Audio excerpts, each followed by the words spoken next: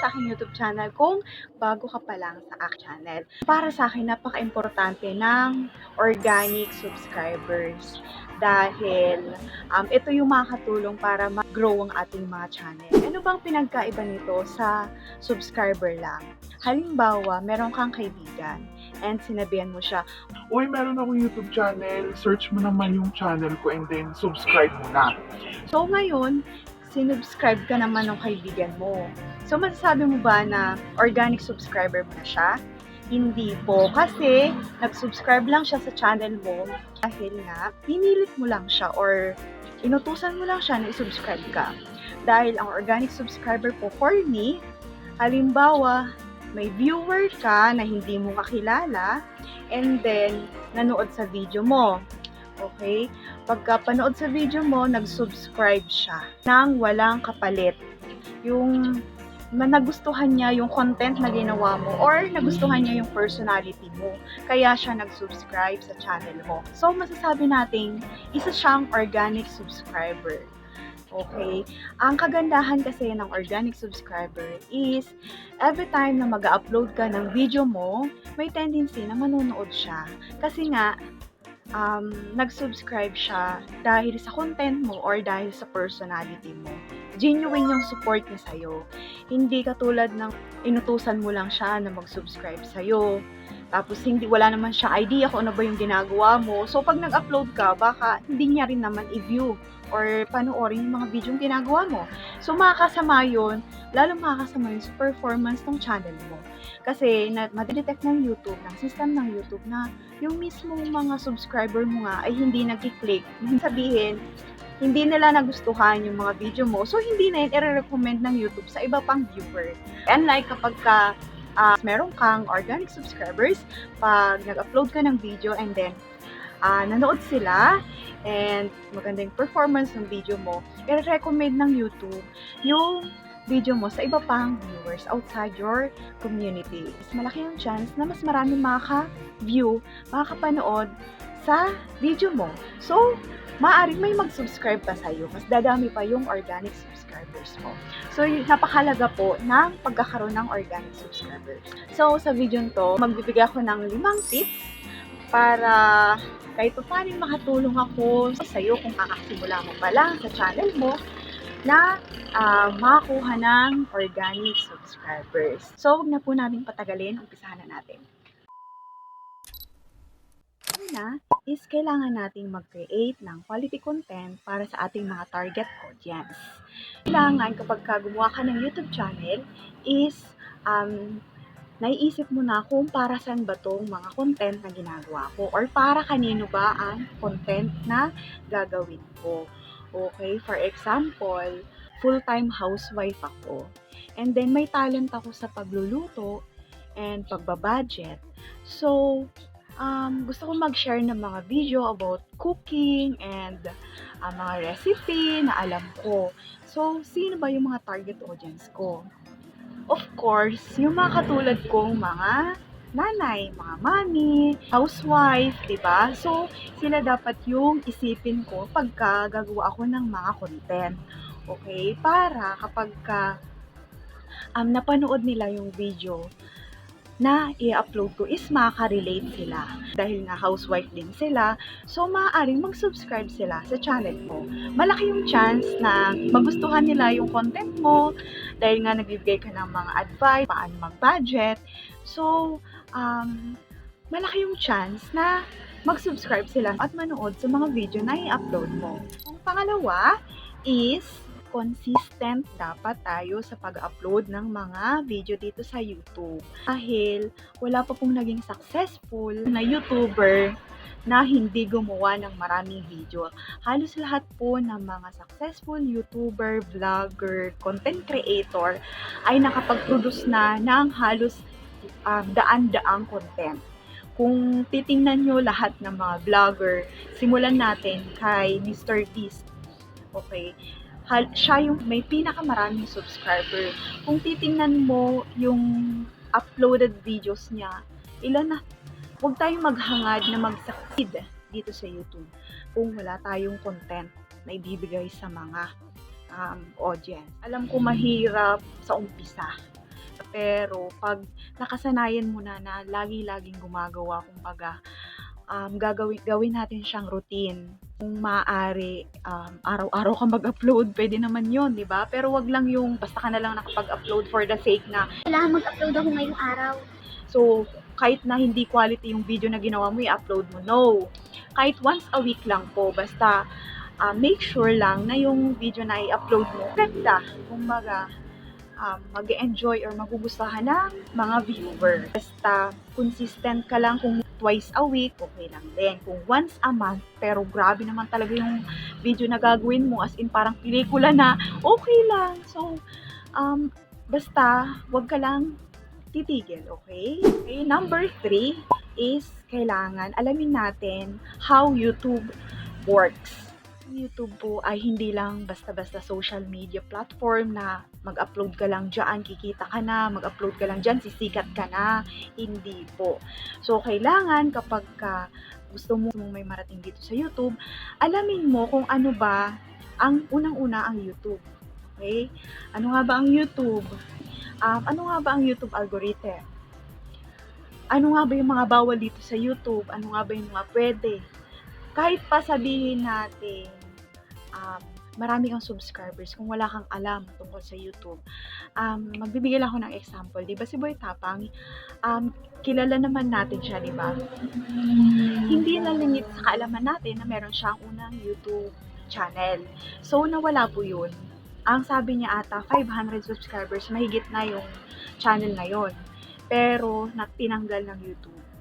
Dahil wala siyang idea sa ginagawa niya na bawal pala. So, kung iisipin natin, napakasayang, di ba? Kung lalong-lalo na kung marami ka nang na-upload, kung kumikita na yung channel na yun. So, kung may bawal ka palang nagawa, wala kang kaalam-alam, bigla na lang sa isang iglap, mawawala na yung channel mo. So, kailangan po ay alamin natin yung mga community guidelines dito sa YouTube, yung mga bawal, mga pwede, mga copyright claim, copyright strike, and yung performance ng channel natin. Kailangan mo download ng YouTube Studio app. So, makikita mo dito yung performance ng channel mo, yung performance ng video mo, kung aling video mo ba yung nag-stand out, para doon ka kumuha ng idea kung alin yung nagustuhan ng mga viewer mo. Okay? Halimbawa, meron ka in-upload na video, tapos nakakuha siya ng mas maraming views and engagement, comments, shares, likes. Ibig sabihin, parang may nakita silang something na mas magaling ka dun sa bagay na yun. So, gumawa ka pa ng ibang video related doon sa topic na yun. So, para at least may idea tayo kung kamusta na nga ba yung channel mo, kamusta na nga ba yung performance ng mga video mo. And manood po tayo ng mga tutorial about YouTube algorithm, sa mga kung ano yung mga bawal at pwede dito sa YouTube. 4 is kailangan wag po tayong mag-compare sa ating sarili sa ibang mga YouTuber. Alam ko na hindi madali ang magkaroon ng YouTube channel. So, dahil nga sa dinami-dami na ng mga YouTuber, ng mga vlogger, content creator, hindi lang dito sa YouTube, hindi sa Facebook, TikTok. So, ang daming competition. So, wag mo i-compare kung ikaw, meron ka lang 10 subscribers, meron ka lang 50, kung iisa pa lang yan. Wag mo i-compare yung sarili mo sa iba. Dahil pinagdaanan din naman nila yung pagkakaroon ng kaunting subscribers. Nagkataon lang na mas nauna sila. Nauna sila dito sa YouTube. Halimbawa, si Mr. Beast. Ilang taon na ba siya sa YouTube? Mahigit 10 taon? O, diba? Pero ikaw kakasimula mo pa lang at gusto mo maging katulad agad. Kung gaano siya ka-successful, hindi po pwede yung ganon. And wag nating gagayahin yung mga sikat na YouTuber kasi naging successful sila dahil sa mga content or sa talent meron sila. And sa personality na meron sila. Tandaan natin, lahat tayo ay unique. Wala tayong katulad. Yung personality mo ay iba sa personality ko. Iba rin sa mga sikat na YouTuber, okay? So, ang kailangan natin is magpakatotoo lang tayo, okay? Kung may talent ka, yun yung ipakita mo. Kasi alam ko lahat naman tayo ay merong talento na bigay ng Diyos at kailangan din nating ibahagi sa iba, i-share, 'di ba? Kasi ang talento hindi naman yung sinasarili lang, sinishare yan. Okay? And yung personality mo, for example, si Alex Gonzaga, masasabi mo bang may talent siya sa content na ginagawa niya? Wala. Yung personality niya, yun yung pinapakita niya. Yun yung nagustuhan ng mga subscribers niya. Marahil may iba na ayaw sa personality niya. Pero, syempre, hindi naman kasi natin mag-please lahat ng tao. Sabihin natin may bad side siya na hindi gusto ng iba. Pero marami rin naman siyang napapasaya. So kahit pa sabihin mo wala siyang talent or anything, yung personality niya yung nagustuhan ng tao. Baka totoo ka, ipakita mo kung sino ka talaga, and i-share mo yung talent mo. So, for sure, may magsusubscribe sa'yo. For sure, may tutuwa sa'yo. For sure, may matatouch sa kwento mo or may matatouch sa buhay mo. Nakapanlaban natin, yun yung sarili natin. Kasi wala tayong katulad, nag-iisa lang tayo. Okay? Number 5 is do not quit. Okay? Wag kang mag-quit. Kung gusto mong may marating sa YouTube, syempre, wag kang aayaw, di ba? Lahat ng nagwawagi ay hindi umaayaw. At lahat ng umaayaw ay hindi nagwawagi. Okay? Kasi karamihan ng nag-fail dito sa YouTube is kung hindi selfish lang yung mga content na ginagawa nila is parang gumagawa lang sila ng content hindi para sa ibang tao, kundi para lang gusto lang nilang yumaman, ganyan. Pero, ang hindi nila nare-realize, sa kagustuhan nila, yun lang yung aim nila, is hindi naman pala na-entertain na yung tao sa kanila, diba? Hindi na pala nagugustuhan yung mga video na ginagawa nila. So, hindi nag-grow yung channel. Pero kapag hindi ka nag-quit sa YouTube at yung video na ginagawa mo ay iniisip mo na para to sa viewers ko, para to sa mga supporters ko, para to sa mga nag-subscribe sa akin. Kasi alam ko nag-subscribe sila dahil talent silang nakita sa akin o yung personalities na gustuhan nila. So, para to sa kanila. So, hindi ako mag-quit kasi meron akong organic subscribers. Ganon dapat yung mindset natin. Kahit pa sabihin mo 10 pa lang yung subscribers mo, kung nag-subscribe yan sa'yo ng taos-puso at hindi mo pinilit, nanood sa video mo at nag-subscribe sa'yo, for sure, may mararating ka sa YouTube. Promise yan. Okay? So, wag ka lang mag-quit. Gumawa ka lang ng mga quality content, magpakatotoo ka lang, isipin mo yung mga viewers, audience mo, yung ginagawa mo ay para sa kanila, para makatulong or maka-entertain, di ba? Magbigay aliw. Okay? So, may mararating ka sa YouTube. Okay? Hindi man mabilis katulad ng iba. At least, yung bawat journey mo dito sa YouTube, unti-unti, habang tumatagal ka sa YouTube, meron kang mga natututunang bago, meron kang mga kamaling nagawa, okay lang yan. Kumbaga, lesson learned, basta wag lang tayong mag-quit, okay? Kahit pa minsan tinatamad na tayo, parang yung views, ano Ba yan? Hindi nag-i-increase. Bakit? Yung subscribers ko, isa lang nadagdag sa araw-araw.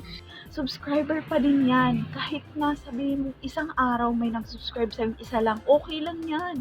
Pasalamat ka pa rin, di ba? Dapat maging thankful tayo, maging grateful tayo sa lahat ng bagay. Maliit man yan o malaki.